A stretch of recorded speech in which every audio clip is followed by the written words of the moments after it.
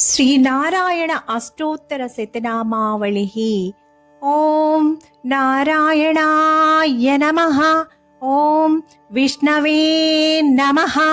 ॐ लक्ष्मीपतये नमः। ॐ कृष्णाय नमः। ॐ वैकुण्ठाय नमः। ॐ गरुडध्वजाय नमः। ॐ परब्रह्मणे नमः।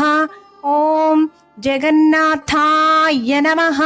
ॐ वासुदेवाय नमः। ॐ त्रिविक्रमाय नमः। ॐ दैत्यान्तकाय नमः। ॐ मधुरिपवे नमः। ॐ तर्क्ष्यवाहाय नमः। ॐ नारायणाय नमः।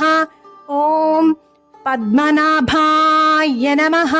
ॐ हृषीकेशाय नमः। ॐ सुधाप्रदाय नमः। ॐ माधवाय नमः। ॐ पुण्डरीकाक्षाय नमः। ॐ स्थितिकर्त्रे नमः। ॐ परात्पराय नमः। ॐ वनमालिने नमः। ॐ यज्ञरूपाय नमः।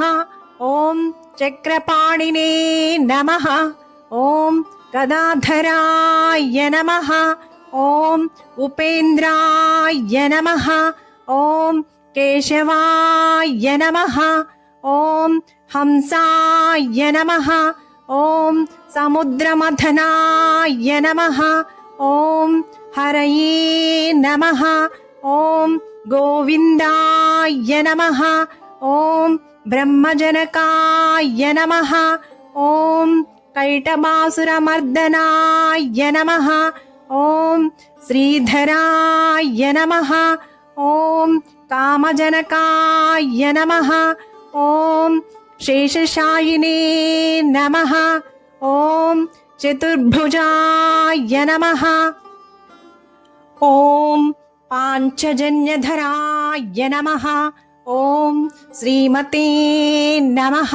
ॐ चार्गपाणये नमः। ॐ जनार्दनाय नमः। ॐ पीताम्बरधराय नमः। ॐ देवाय नमः। ॐ सूर्यचन्द्रविलोचनाय नमः। ॐ मत्स्यरूपिणे नमः। ॐ कूर्मरूपिणे नमः। ॐ क्रोडरूपिणे नमः। ॐ ऋकेसरिणे नमः। ॐ वामनाय नमः। ॐ भार्गवाय नमः। ॐ रामाय नमः। ॐ हलिने नमः। ॐ कल्किने नमः। ॐ हयाननाय नमः। ॐ विश्वम्भराय नमः। ॐ सिंसुमाराय नमः। ॐ श्रीकराय नमः। ॐ कपिलाय नमः। ॐ ध्रुवाय नमः। ॐ दत्तात्रेयाय नमः। ॐ अच्युताय नमः। ॐ अनन्ताय नमः। ॐ मुकुन्दाय नमः। ॐ दधिवाहनाय नमः। ॐ धन्वन्तरिणे नमः।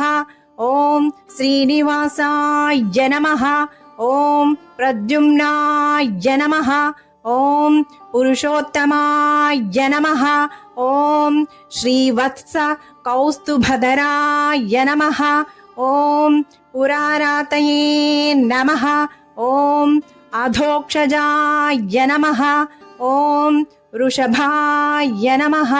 ॐ मोहिनीरूपधारणे नमः। ॐ सङ्कर्षणाय नमः। ॐ क्षीराब्धिसायिने नमः। ॐ भूतात्मने नमः। ॐ अनिरुद्धाय नमः।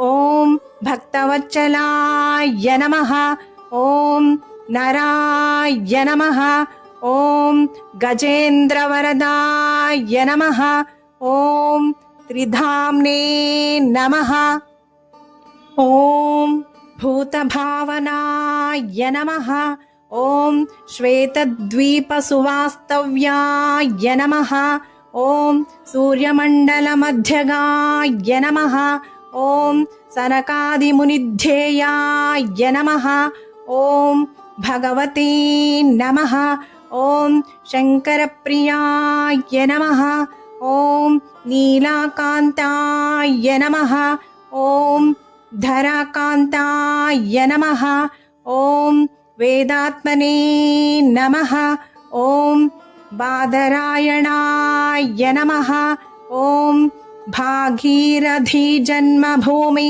पादपद्माय नमः ॐ सतां प्रभवे नमः ॐ स्वधये नमः ॐ विभवे नमः ॐ घनश्यामाय नमः ॐ जगत्कारणाय नमः ॐ अव्ययाय नमः ॐ बुद्धावताराय नमः ॐ शान्तात्मने नमः ॐ लीलामानुषविग्रहाय नमः ॐ दामोदराय नमः ॐ विराड्रूपाय नमः ॐ भूतभव्य भवत्प्रभवे नमः ॐ आदिदेवाय नमः ॐ महादेवाय नमः ॐ